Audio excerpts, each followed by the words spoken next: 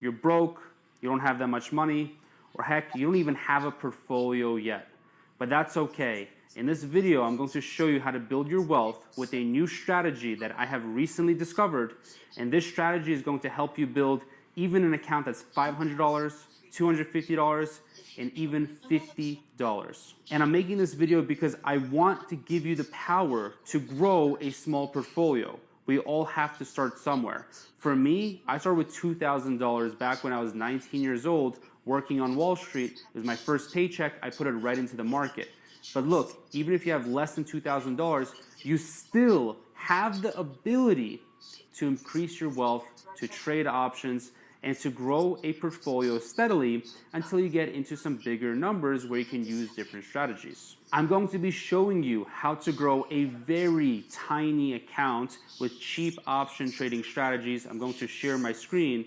And to be honest, this video is going to be life-changing for you if you don't have a lot of money, because so many other influencers and content creators out there are going to show you how to buy options. However, those guys really don't care about your end result. For me, buying options with a little bit of money is basically like buying lottery tickets. You're not going to be able to have a consistent return. You're basically either going to grow your account by 3, 4, or 5x, or you're going to lose your money, be upset, and not even trade options. And that's not what I want to happen to you. I want you to steadily grow your account. And that's why my cheap option trading strategy that I'm going to cover in this video is not going to be a buying strategy. This special strategy that I'm going to show you is going to be super cheap, and it's going to let you actually consistently grow your portfolio without needing a lot of capital. And by the way, do you know what else needs no capital, or actually zero capital? Yep, that's right, smashing that like button for Uncle Henry. The more money you have, the more strategies you can implement, and the more you can grow your portfolio. However, we kind of have to throw out having more money because, as per this video title, we don't have that much money to work with. So what do we actually do? And before I jump into my screen, I just want you to keep in mind that growing a small amount of money is a very big challenge because you're very limited. You don't have that many strategies that you can use. You have to stay very focused, and you have to manage and close your position pretty much perfectly. But the good news is I will be covering how to manage and close this position in this video if you stick to the end of the video. So let's jump into this new strategy that I created, and this is going to be called the poor man's spread. All right, guys, so I'm going to be showing you this new poor man's spread, okay? The first stock I'm going to be using is Palantir. I recently did sell a put on Palantir, and Palantir ended up rising a lot after earnings. So as you can see, I'm up about $100, and I really didn't commit that much capital to Palantir. But let me show you how you can actually turn this sell put option into even less collateral up front. I put up $3,500 to make $100. But I'm going to be showing you how you can put up only $50. Yeah, that's right, just $50. So even if you have $50 to your account, then you can still make this type of trade. So first of all, I just want to point out that you want to do this strategy on a stock that has pretty much pulled back a lot and is showing some decent signs of support. For me, looking at Palantir, I knew that it was a very, very cheap stock, around $6 per share, and then has had very strong momentum. And then after, this momentum has kind of cooled down and it went back down to around $7.50. And that's when I realized that this is a really good position to enter into by selling a put option. And what I'm going to be showing you is actually going to be a poor man's put credit spread. And the advantages of doing a poor man's put credit spread is going to be that, again, you don't have to put up $3,500. You can just put up about $50. So the first thing I'm going to do is go to trade Palantir options. Now, to start this position, you're going to want to go to sell put option. This is going to be very similar to just selling a put option. And by the way, when I sell a put option, I'm just collecting income. I'm collecting the premium because I'm selling the option. And basically what I am saying is, hey, I am ready to buy the stock. This stock is good. I see support. And the worst that can happen is if the stock ends up falling down or pulling back, you will have to buy the stock. So selling a put is a very advantageous position to be in. You actually get to purchase a stock, you pick the stock, you pick the strike price, and the worst that happens is you have to buy the stock if the stock ends up pulling back. Now, I don't know about you, but most people have to buy the stock at $8.65 if they're buying the stock itself. However, if you're selling a put option, then you can buy the stock for lower than it's currently worth. Okay, so you can see here that I have made a lot of money on the $7 put. I just opened this position yesterday and I've already made $100 in one day. So this was a really easy position to make money on. However, what I'm going to credit spread is going to be that, again, you don't have to put up $3,500. You can just put up about $50. So the first thing I'm going to do is go to trade Palantir options. Now, to start this position, you're going to want to go to sell put option. This is going to be very similar to just selling a put option.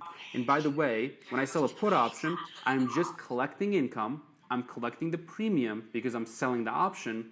And basically what I am saying is, hey, I am ready to buy the stock. This stock is good. I see support. And the worst that can happen is if the stock ends up falling down or pulling back, you will have to buy the stock. So selling a put is a very advantageous position to be in. You actually get to purchase a stock, you pick the stock, you pick the strike price, and the worst that happens is you have to buy the stock if the stock ends up pulling back. Now, I don't know about you, but most people have to buy the stock at $8.65 if they're buying the stock itself.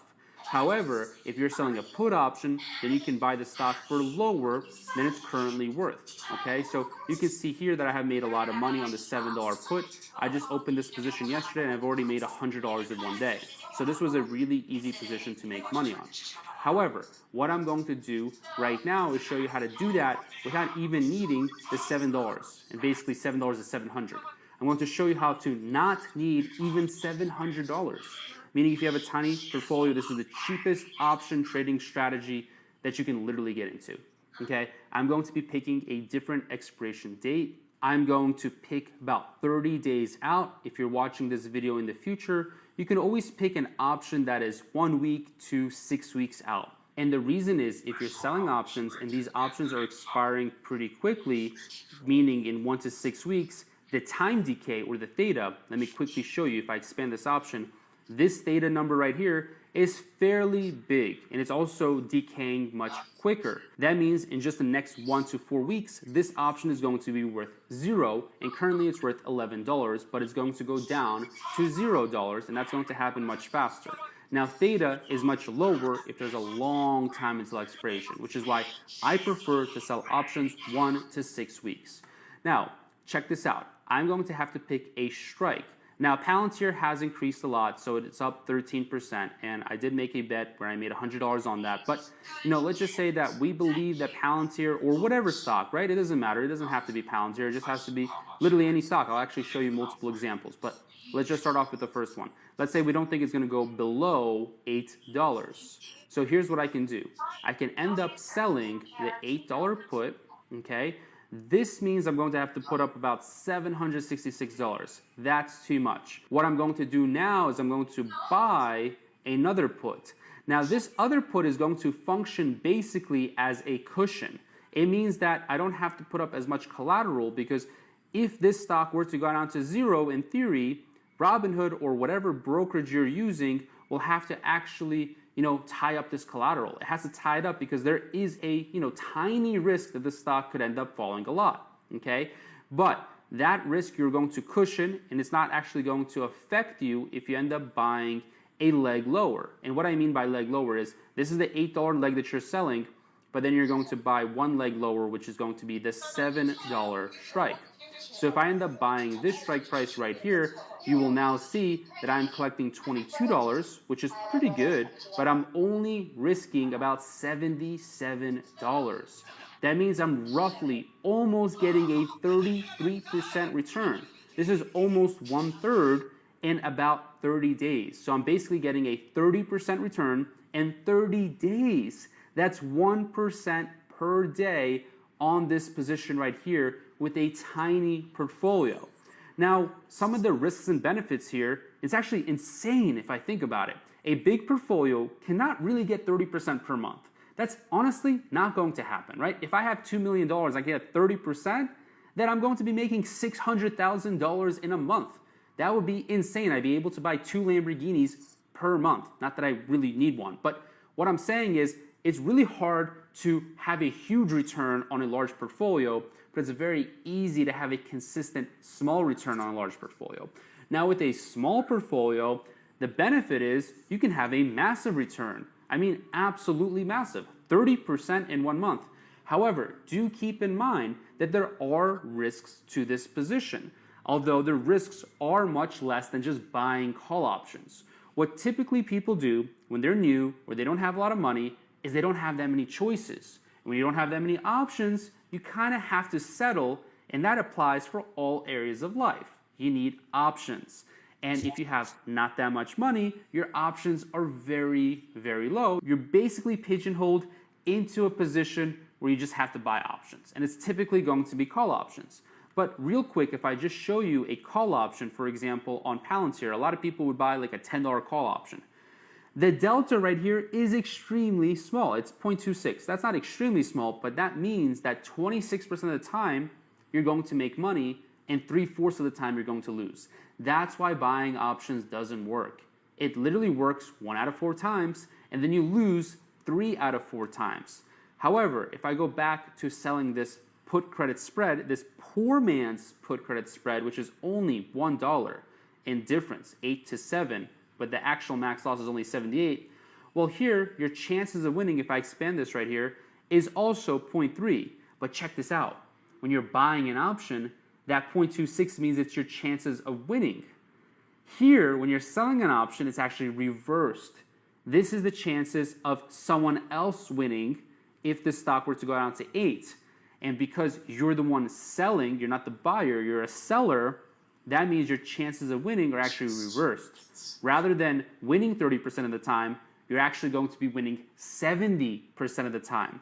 So 7 out of 10 times, you're going to end up winning this position, and 3 out of 10 times, you're going to have to do something. And let's talk about that something. What will you actually have to do? And this is actually the most important thing, because if you don't know how to manage a position, you don't know how to roll a position, which, by the way, I have videos on. I'm going to link in the description on rolling. You really need to understand rolling, because with rolling, you can adjust the position, save it, make it more profitable, or reduce your losses, okay? So saving a position, you can do it by adjusting and rolling, or you can honestly just close a position if you really need to. If you end up winning 7 out of 10 times, but you close it for a small loss, not a total loss, okay? Big difference. Please write this down, okay? Close for a small loss, not a total loss. What I mean by that, okay? A total loss would look like this. You wait until expiration day on the very last day, and this option has been in the money, and you end up losing $78. That is what you don't want to do. What you do want to do is say that the stock ends up pulling back a little bit, okay? The stock, for example, right now is currently $8.69 per share, and our buffer zone or our break-even zone is around $8 per share. In fact, it's going to be a little bit less than $8 per share, because $8 per share right here is where the option starts to kind of lose value. But this area right here in between is the cushion that you have, and this cushion is going to translate into about $22. So as you can see right here, your actual break-even price is going to be $7.78. That's because you're being cushioned by $22 or 22 cents, since each option is 100 shares. So right here, your break even is $7.78. That means you won't be losing money. Now, how do you actually manage this position in between? Because a lot can happen, right? So let's go over scenario analysis. What I'm going to explain right now is, depending on the price of the stock, will depend on if you close this position, if you roll this position, or if you just leave it alone. Ideally, you just leave it alone. You make $22, about 30% on your money in 30 days, and you're happy, and you just do it again, right? What I do is I make consistent weekly and monthly income. That's actually what I teach in my Discord community. I'm literally just showing every single trade that I make, and you can always join that community by clicking the first link in the description. Now, scenario number 1 is if the stock ends up continuing to go up, then you're in good shape, because this is a bullish strategy. A poor man's spread is a bullish strategy if you're doing a poor man's put credit spread, right? It means that as long as the stock is going up, you're going to be in this green zone. That means you don't have to do anything. You can relax. You can go on vacation as you wish. You don't have to really touch this position. You're going to let it expire. You're going to let it go to expiration as long as it's in this zone right here above this zone of the current stock price. This is a very easy zone. This is a very happy zone. This is the zone that you ideally want to stay in, meaning you want to pick stocks that are ideally having a good momentum higher. They're moving higher. They're increasing in value. They're growing. Then this strategy is really ideal, stress-free. Now, in scenario number 2, the stock could end up falling a little bit. If it's in this area, you still basically do nothing, but you can monitor it a little bit closer. So I like to look at my positions maybe 3 times a week, once a day, for just 5 minutes. But if this position starts going closer into this area, you may want to start looking at it maybe 2 times a day and just make sure that this position is still in the green zone. Now, once it goes right here at $8 per share, this is basically your first red flag, okay? This is the first red flag where it hits your first initial strike price. You're still in the green, you're still making money, but now you have to start asking yourself, is this stock likely to continue falling? And if the chances of the stock are likely to continue falling based on technical analysis, which I do teach in my Discord community as well, if it is likely to continue falling, then what you're going to want to do is start thinking about potentially closing this position. However, you can close it right away if you do believe the stock is more than 50% likely to fall. If you see the momentum has completely shifted, you would want to end up just closing this position right here, and depending on how many days are left, honestly, you might end up even breaking even or losing a very small amount. So you might end up losing potentially 10 or 20 bucks. So that would be a break even on your money, okay? That would not even be a big deal. And this is going to happen probably about 30% of the time, given the delta right here, about 28. So it's going to happen about 28% of the time. It is going to start to be around this area. And you can ask yourself, hey, if on the technical chart the momentum has shifted, I'm going to end up just closing this position. If the stock ends up going down right here to your break-even price of $7.79 now, since this has changed a little bit, then I would really consider closing this position, if especially the position has not lost you much money. In most cases, even when it does reach this point right here, and there's a few days left, you're still going to be able to close this position for maybe a $10 loss, which is not a big deal. This is the areas that I will end up closing this position. Now, in some rare instances, the stock will have a very large move downwards and you will be right here. And if the stock ends up going right here, and this happens very quickly, I just end up closing this position. Obviously, the momentum has completely changed and I take a loss, okay? This loss can end up being around, half of the maximum loss right here. So this could be $40. That would be the maximum loss I would try to take. I would not try to take more than a 50% loss of what I'm risking, okay? So right here I'm risking 80. I would try not to ever lose more than $40. Now, there's also another scenario, okay? Say that the stock goes down here and there's still a lot of time left, but the momentum is negative. However, you don't think the stock is going to fall that much lower. You think the stock is fairly stable, has pulled back a lot, it's become a lot better of a bargain, okay? A lot of investors are probably going to start scooping it up in the next few days to a couple weeks, and let's say you still have a couple weeks to go in your 30-day period. What I would do in that case, and this is going to be really interesting, is you will actually end up closing this position but opening up a new position, which is going to be called a roll, okay? That means you're going to reverse this trade. So instead of selling this $8 put, you're going to reverse it by buying an $8 put and then selling a $7 put, and then you're going to open up a new position. This new position, so let me get rid of 8 and 7. Okay, I'm going to get rid of 8 and 7. Now your new position is going to be 7. You're going to sell a $7 put option and then buy a $6 put option. Okay, so you're basically in a very similar position. It's a very identical position in many ways, except now your strike prices are lower and you're giving yourself more room for the stock to potentially fall. Of course, you hope it doesn't fall. But now, again, you're in a situation where you're going to be in the green zone and you're going to collect more money on the position. I don't want to make this video too long, so make sure that you are subscribed to this YouTube channel. Make sure that you comment if you want more videos like this. And I have a whole small account playlist that you have to watch if you don't have a large portfolio and you're trying to grow and compound your wealth.